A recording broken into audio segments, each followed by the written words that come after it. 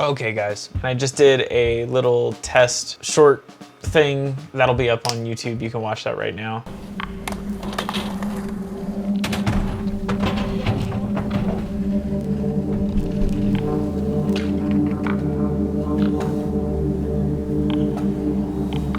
But I just wanted to talk about a couple of things I learned while shooting that. So first off, the Vid Atlantic filter. While shooting not at night next to a fire truck, these filters are actually a lot more subtle. In my opinion, a lot more pleasing to the eye. I've been seeing some stuff with real anamorphic, and I love the squeezed look, or the de-squeezed look rather. But I think that that extreme blue line, blue streak is honestly like really distracting. So I was happy with that out on the field. There wasn't too many crazy bright lights, so it wasn't gonna be a huge factor, but it made it look better and not distracting.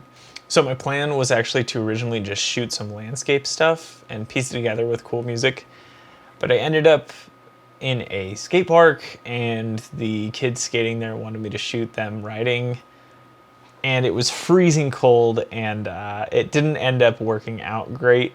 One of their boards broke, and it was just a lot of, well, they fell a lot. And I totally understand, because when you have a camera pointed at you, especially like a big Zcam or whatever, it's a little intimidating, and you always end up having those weird mistakes that never happen to you happen when there's a camera on you. I hate it. So no shade to them, they were really cool guys. Thank you guys for letting me shoot with you. I hope you liked the video, even though it's kind of weird. I was just trying to find somewhat of a story in that edit. As far as how the Zcam performed, I was exposing all the way to the edge of the histogram without cutting the highlights too high.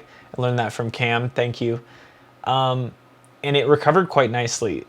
Sadly, the sky was kind of gray, so there's not a ton of detail that it could actually recover all the way. It did recover anything that was available. I don't know how to say that, but it took me so many tries in the edit, because I'm new to DaVinci Resolve, so I think it was like 3 or 4 different color grading passes, but what I ended up with, I'm actually very happy with. I'll show you like my first grade and then what I'm happy with now. I'm literally uploading a video right now. My Wi-Fi cut out, so I stopped, but I think I can start it again. Yeah, so some things about shooting with the Zcam that I wanted to talk about real quick. I think this is a really, really useful camera in its form factor. And I say this from using the Sony a6500, the Sony a7S, and a lot of the smaller mirrorless Sony cameras, and also the Blackmagic Pocket Cinema Camera 6K. All amazing images that can come out of this camera if you light correctly, expose correctly, and all that stuff. Really good stuff. What sets the Zcam, in my opinion, apart the most is its weight. Running around, I'm not on skates or a skateboard or anything. I'm running around in this short trying to get like that energetic handheld feel, and it works awesome. And it's only because the Zcam has that weight to it, where if you handheld it with a rig or a cage or whatever, it can look awesome. I need to do a test on the rolling shutter. I should make a video about that. From what I can tell, it's very minimal. So when you're tracking a subject, handheld, it's got that good energy. Oh, also in that short, I did something that I should probably make a tutorial on, because I thought it turned out really good. But at the beginning, I wanted to do like a slow zoom in on the tower. And you'll see what I ended up doing is I started with a shot on my wide angle lens. Then I zoomed in on the wide angle lens to a slightly closer shot. And then I switched to this 105 millimeter. I was like, I'll figure it out in post. I'll just zoom them in somehow. What I ended up doing is in After Effects, I made a cool little like fake lens that like rotated into the camera. So it was like, came like that. And then in that motion, I switched the shots and just matched them up.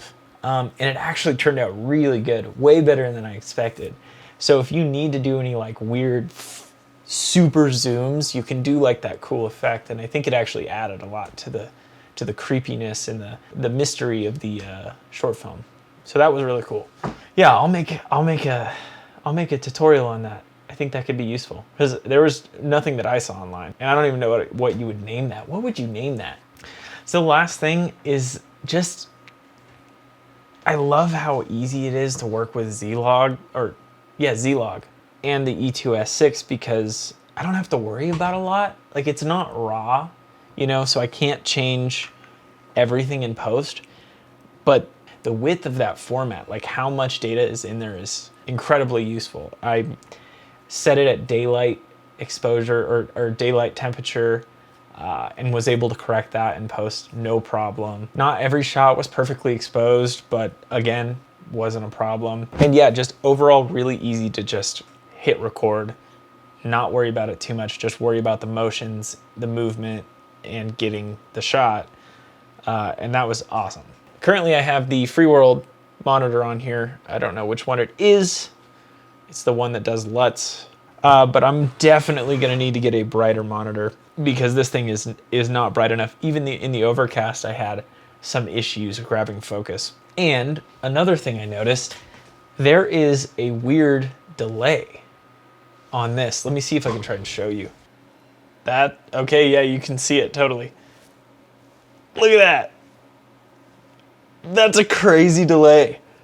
If you are getting the Zcam and you want the Freeworld monitor, because it is the cheapest one that works, keep in mind that delay, because if you're shooting action, like I most of the time am, that tiny delay makes such a big difference between me catching somebody doing a trick, catching somebody jumping this way or that way, and not.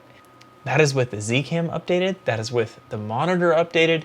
That blows my mind, because I don't know, to me it makes it unusable. I'm hopefully gonna buy a monitor that I know works from Cam when he switches to his fucking red helium 8K sensor. So I hope to get his previous monitor, because that worked great, no delay. Isn't that crazy? Is it just me? It can't be just me. Okay, so those were a few takeaways that I got from one of my first test shoots with the Zcam. That's about it. I like the camera so far. All right, I will see you never.